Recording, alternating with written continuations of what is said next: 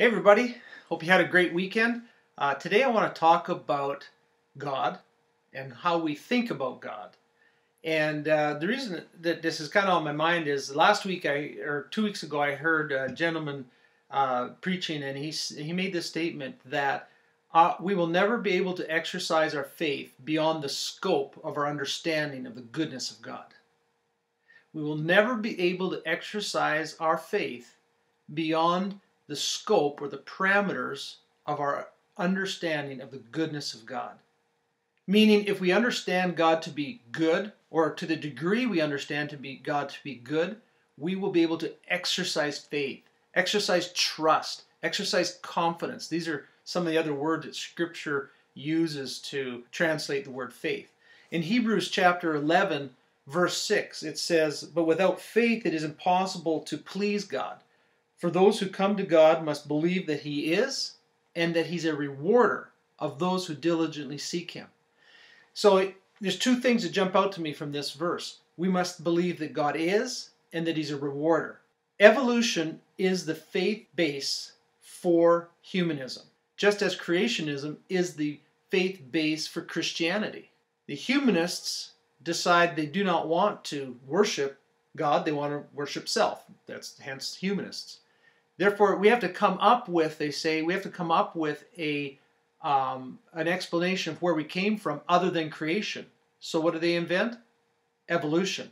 So evolution becomes the faith base for humanism, as creationism is for Christianity. And so that's how they try to explain away that God is. So we must first believe that God is. And so, okay, so let's say, well, I believe in a God. I believe that, yeah, obviously you don't have to have both frontal lobes working to realize that this all didn't just happen from a big bang. So yeah, I believe in a God. Well, then what do you believe about that God? Because this is the second thing that the writer here of Hebrews says, is not only must we believe that God is, we must believe that He's a rewarder.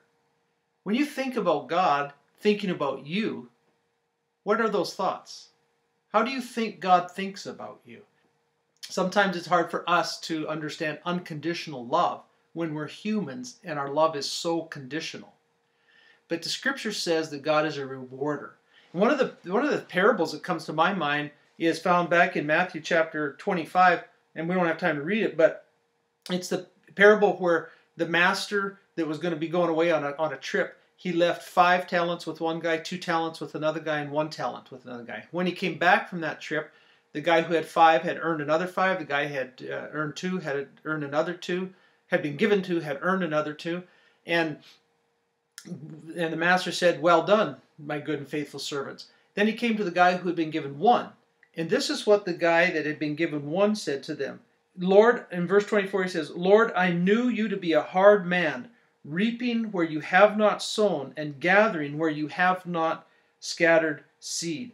And I was afraid, and I went and hid your talent in the ground. Look here, have what is yours."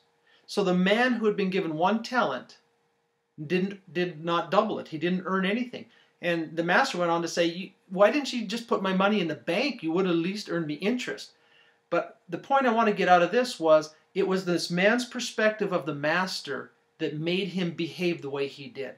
Because he had heard and believed that the master was unfair, he reaped where he didn't sow, that made him afraid.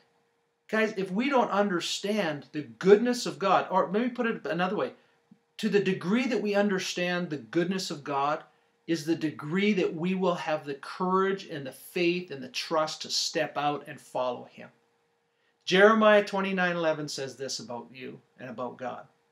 "I know the thoughts I think towards you, thoughts of good and not of evil, to give you a future and a hope." That's your God. That's my God. Now let's go today, and with abandonment and with courage and trust, let's put every detail of our lives in His hands, for He cares for you and me. God bless you. Have an awesome day.